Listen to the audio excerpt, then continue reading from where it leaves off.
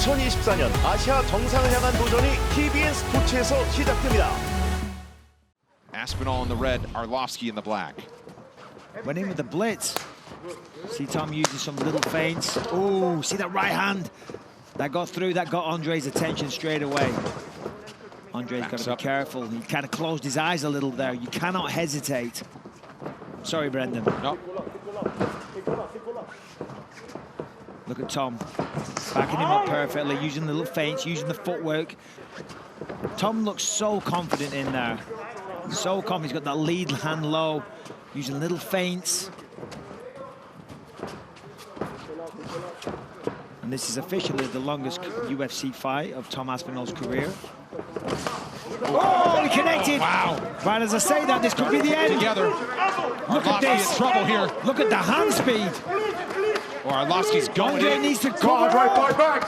This could be it. Aspinall's trying to put it all together. This is Arlovsky it. just covered up, eating body shots. Mark Smith gave Arlovsky a lot of chances there. And you see some damage on the face of Arlovsky after that flurry. I mean, you see the hand speed? That was insane. For a big guy, this size, this weight, to move like that. Fight for head position here and arm position. I asked Tom about his grappling the other day. I said, you know, if it hits the ground, how is that? And he said, what? I said, no, you're grappling. He said, what's grappling? Of course, that's one way to approach it. If you spend any time with Darren Till, you're going to develop a sense of humor. So I think he's joking there. His dad runs the jiu-jitsu program down at Team Carbon. So this is good for Arlovsky, though. It gives him a chance to get back into this fight. Landed a shot there. You know, these old guys, never count them out. Right. As I said, you can't buy experience. It has to be earned, and it is so valuable in a situation like this. Back to the center they go as Arlovsky finds his way off the fence. Final 20 seconds of the first round. Oh! Big right from Arlovsky. Both guys connect there. Heavy shots. Aspinall still moving the head. Another kick up top from Arlovsky. Final seconds of round number one. Round two coming up. You want to give yourself a chance. Round number two here at heavyweight between Tom Aspinall and Andre Arlovsky. The corner of Arlovsky was encouraged that they believe they might have the fresher fighter here in round two. Nice body shot from Arlovsky. Yeah, they were happy about the amount of energy that Tom expelled there, and he certainly did. But he's a young man, he trains hard, he's very motivated to win this fight.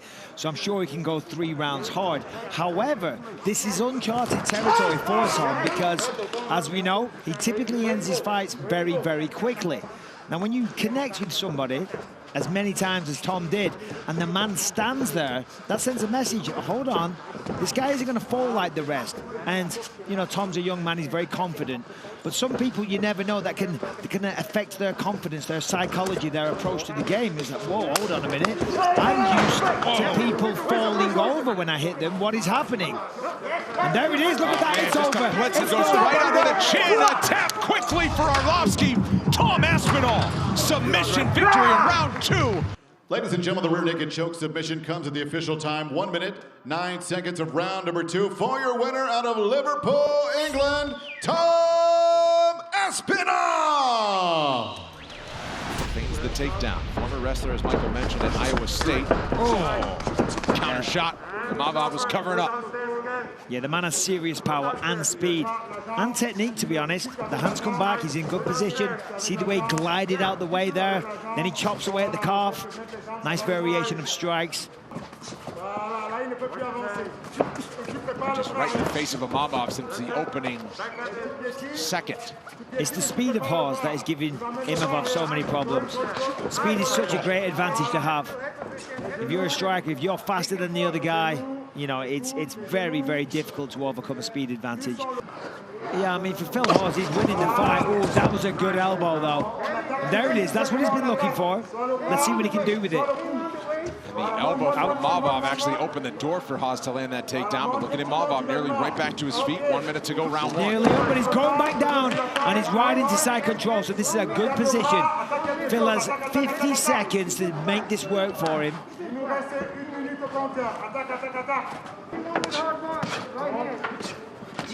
Hawes landing there. Yeah, good shots. All pressure from Hawes. Round two coming up. Also Second round, here we go. Stared Fight. Hawes down at the end of round one, all the way back to his corner. Fingers, guys. There was a bit of gamesmanship there at the end from Imapof. I mean, if that's me personally, I want to do my gamesmanship by winning the fight, though, because that was a good round for Hawes. Didn't get the knockout like he had done in his last two fights, but it was clearly a 10-9 for Phil Hawes. Imapof trying to push him up with a shoulder, forces the separation and back to the center. Getting a little busy here.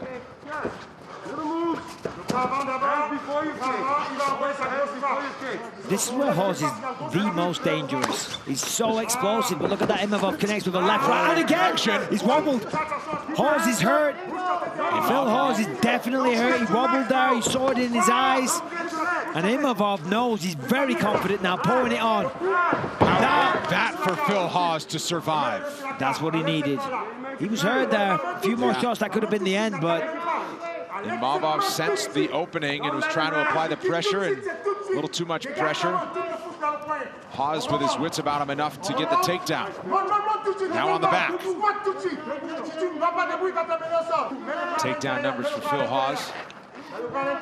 See if he tries to trip and take another one. Under 2 minutes to go, round two.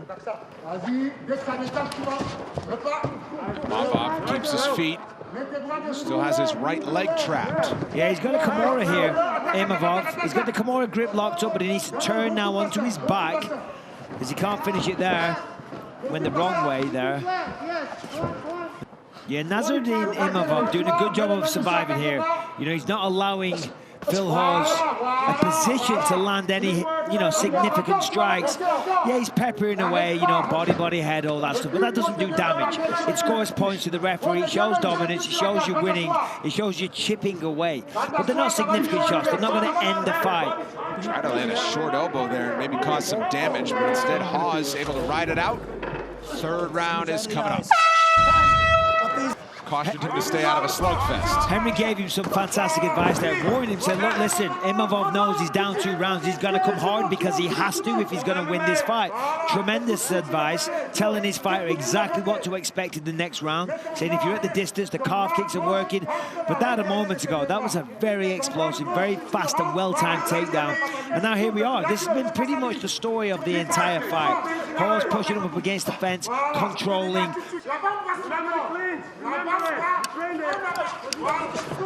Now they separate. Back to the center, and Imapof will look to put something together here. He's dangerous on the hands, with the hands here. When he's got the separation, he gets backed up and he doesn't throw. The only way he'll stop Phil Hawes from coming forward is if he gives him reason to, by throwing things, by making it dangerous to walk into range.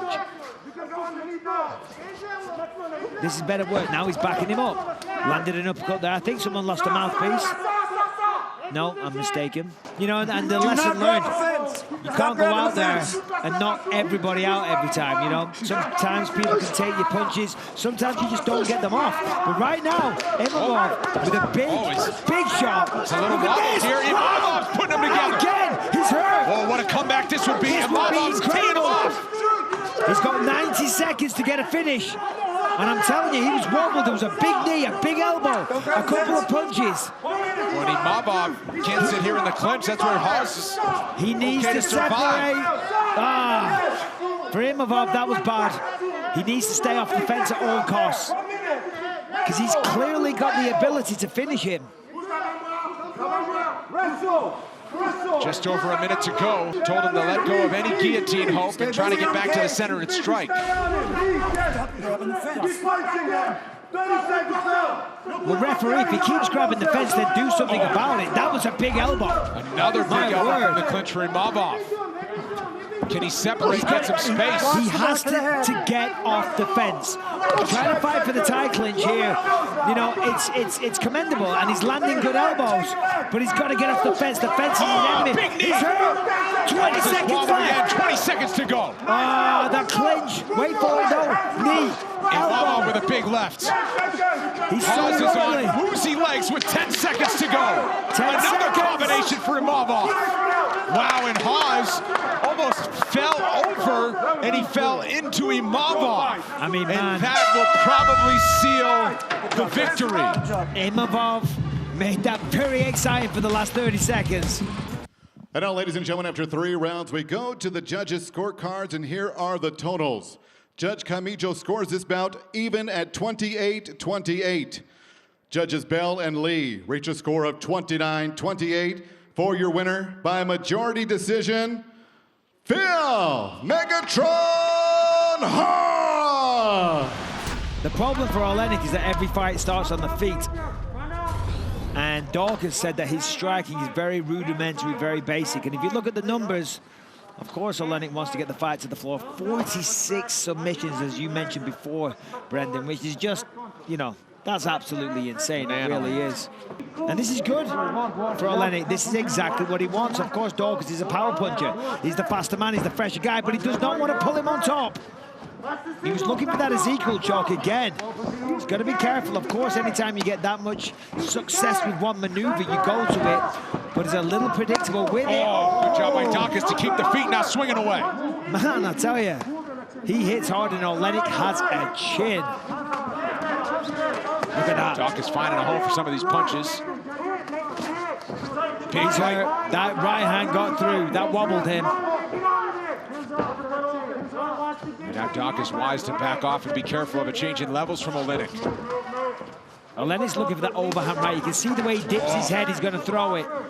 That's his best shot. A lot of power in it as well. And he really swings with everything. That kick for Ollenik was well timed there. Caused a stumble from Dawkins. Counter right again from Dawkins. And now putting together a combination. Yeah, really nice work the way he puts Ollenik covering up, eats a knee. Oh, this isn't good. Go to the body. Dawkins swinging away, finding a home here. This could be the end. Ollenik covering up.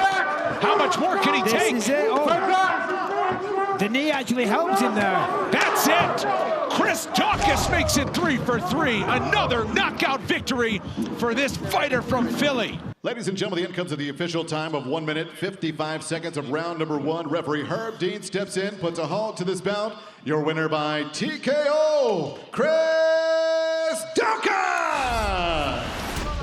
Yeah, that's right, but we were talking about it before. Now training with James Krause, taking a more strategic approach. Ooh, nearly got caught in a guillotine there. And if you know Derek Minner, he's somewhat of a guillotine master, having got 11 victories by that. But on the flip side, Charles Rosa, he said, I'm a submission specialist. And he said he wants to play that game with me, that's just fine. But right now, there ain't no chokes or arm bars going on. They are swinging like crazy. Both guys having success there. Rosa swings forward, made her a nice counter shot. Yeah, he did good there. He just kind of caught the angle as Rosa was coming forward. Caught him with the right hand, made him pay. Heavy body kick. Catches and Rosa it. nearly dipped for a guillotine attempt. Yeah, caught the kick, took him down very nice, but Rosa straight back up. Didn't want to stay down there. Didn't want to play that game. Regardless of who he's got at his house staying with him, you don't want to be on your back, but unfortunately, he's got no choice but Minner with a beautiful takedown, and it appears that he's almost in full mount. No, half guard, pardon me, couldn't see. Because, you know, in jiu-jitsu, you think step by step, what am I going to do? In a fight, you might be mid-thought and then bang, you get cracked, your bell gets rung, all you do is see stars and you hear hee in your ears because you're rocked, and then all of a sudden, you're getting choked out. You're like, whoa, whoa, whoa, whoa, what happened? A minute ago, we were playing guard, and now somehow you've got me in a choke. How did we get there? That's because you're allowed to punch, elbow, kick, all that good stuff. Right now, Rosenthal going for a high guard, trying to get an arm bar. And Minner counters perfectly. Well, he's able to roll out, gives his back, and now knee bar. Trying to lock up a knee bar here. Angle's not quite right. Doubt he's going to get that. Let go.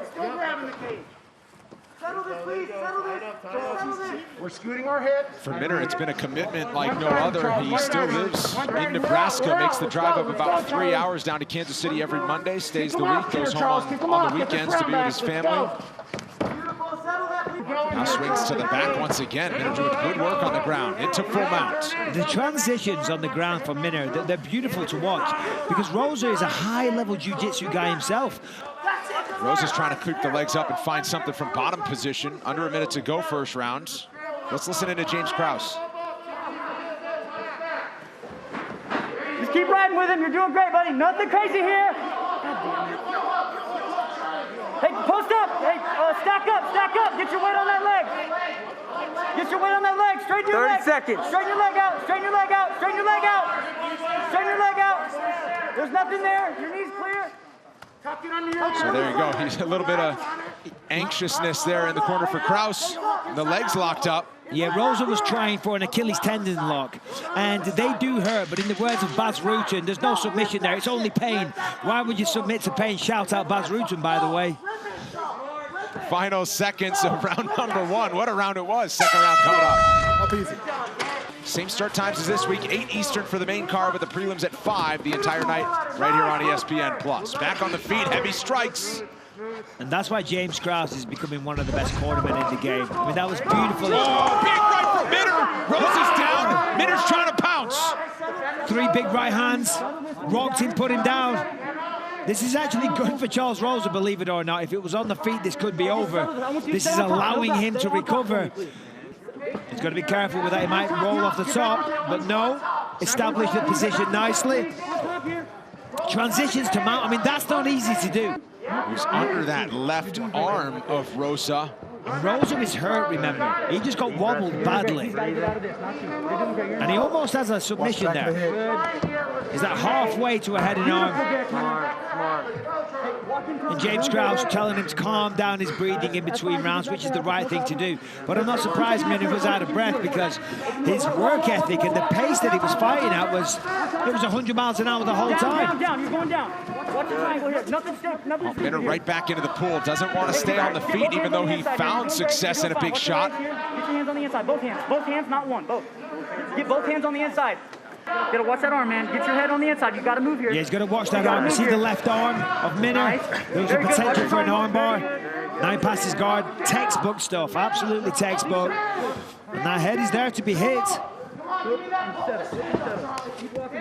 Rosa rolls out of it. He's going to watch that triangle. Don't you dare roll to your back right now.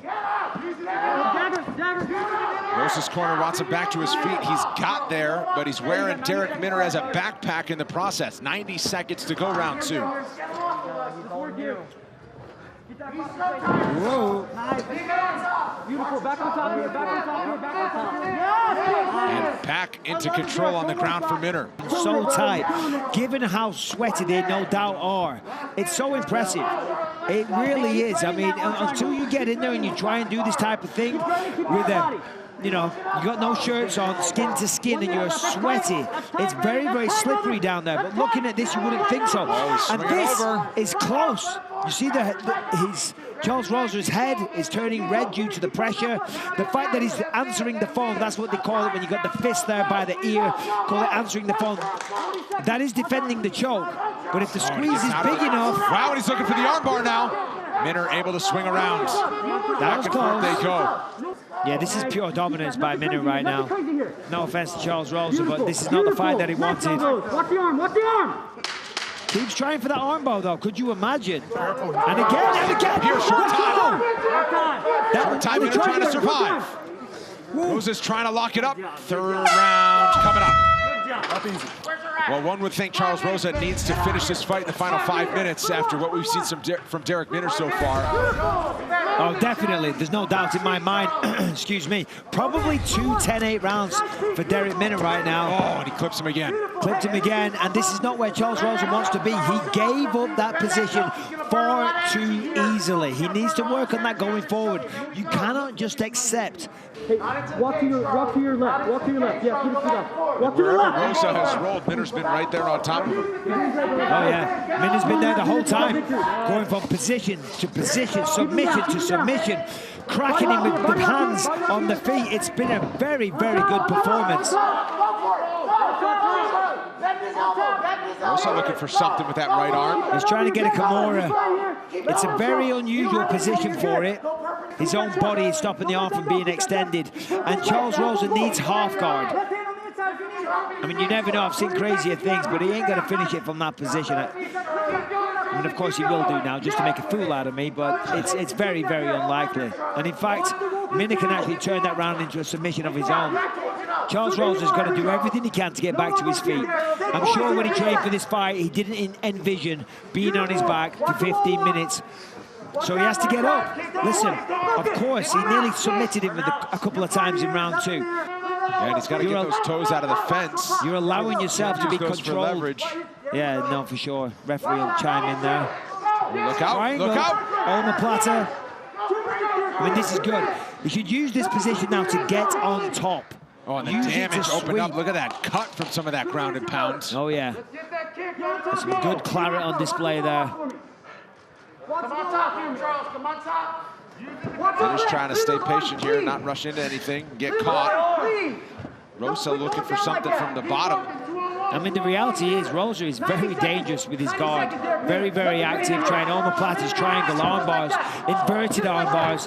And now Minna's trying for a knee bar, it looked like.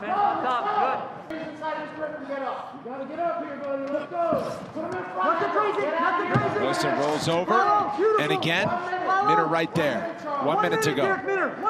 Every single time Derek Minna tries to put the hooks in, he doesn't want to establish a side control and get a dominant position to rain down blows. He is looking for a submission constantly, always trying to get those hooks in. And then look at this, he does a very good job from these positions of establishing mount from here. 45 more seconds. Turn back in. 45. Let's go. 40 seconds. You do a great job. Minna is tired. Yeah, Minna no doubt feeling it.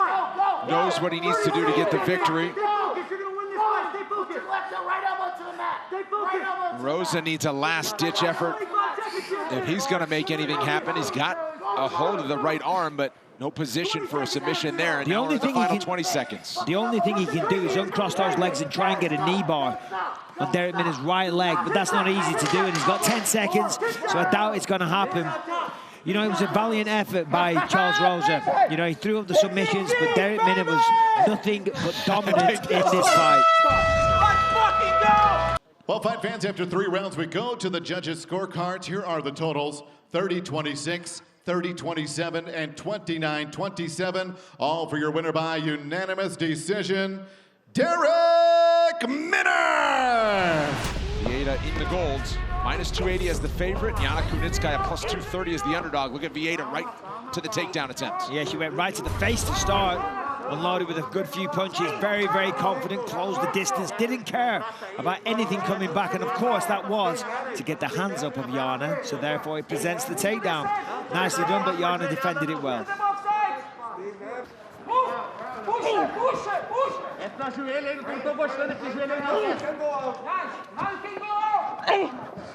Kunickaia knees to the body. Trying to soften up Bieta, who looks to want to get this back down to the mat.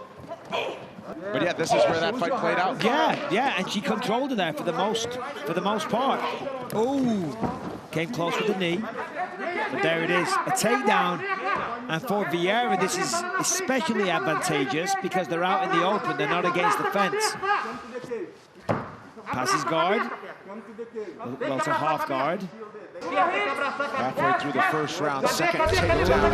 Oh, look at this. Passing to Mount. She's almost got it. Nice work by Yana there to get to half guard, because that could have been the end of the fight. With the instructions. Full mount now for Bieta. In 2 minutes, she's got heavy hips and heavy punches to go with it.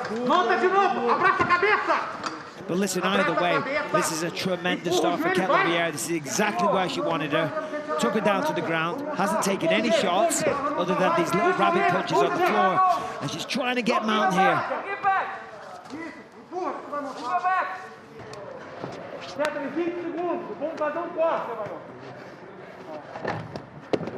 Final 15 seconds of round 1 as Bieta stays busy on top here.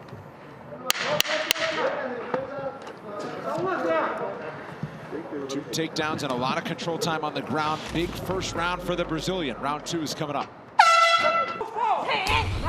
So in between rounds there, Thiago Santos saying to Yana, beautiful work, you can do whatever you want.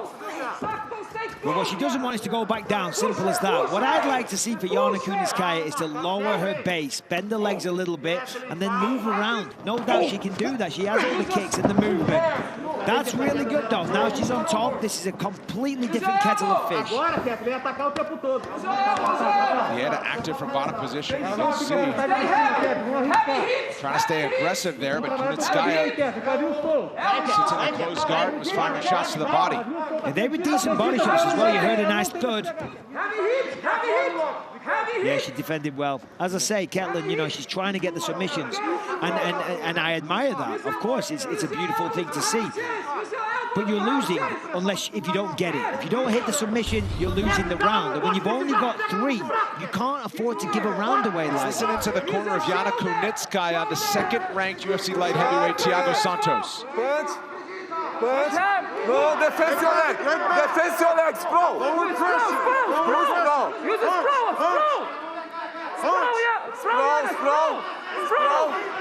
Slow. Kick. Yes, kick. Keep kicking. Get up. Punch. Turn. Distance. Stay far, Yana. Stay far. 1 minute.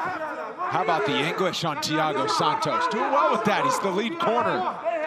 And he'll fight Alexander Rakic coming up to lead off the pay-per-view card in 2 weeks on UFC 259. But back to the action here as Ketlin Vieira trying to make something happen. Wow, okay, this is going to be much, much harder now. I can't submit her on the ground. I know I can't beat her on the feet. So therefore it leaves you guessing and asking questions. Oh, got to be careful. Body and a head kick. Final seconds of round number 2. It's anybody's ball game heading into round 3. Now we're seeing a little separation. We're not seeing Vieira going for the takedown. All right, okay, thank you for making a fool out of me. And if anything, as the round was progressing, Kuni츠kaya was gaining momentum, gathering confidence. You could see it in her body language that she was like really feeling what was happening in the fight. That was essential that Yana stopped her doing that. She's now back in half guard.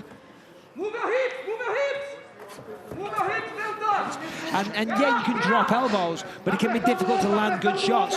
If she can get to the mount and she can establish a solid, dominant mount position, she can end this fight. So that's why she's pushing so hard for that. What she's trying to do, she's doing the correct thing. Obviously drilled this position many times. She knows how to defend it, and it's great work. But either way, Ketlin's still dominating this position. She's still winning in the judges' scorecards, in their eyes, pardon me. Turn and face the challenge for Yana Kuni츠kaya now as we approach 1 minute to go. Still going up in favor of Kuni츠kaya. Ooh, on board! Final well 20 done. seconds. It's a great way to finish the round. She did land some shots. She's landed elbows here.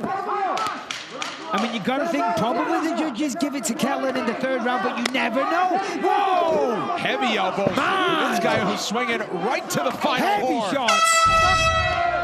Well, fight fans, after 3 rounds, we go to the judges' scorecards, and all 3 see it the same, 29-28.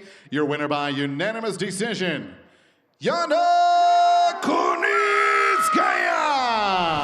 Obviously, you saw the way that Daniel Cormier beat Derek Lewis. Oh, my God! Look at that. One shot from Derek Lewis can put you to sleep. It doesn't matter how big you are.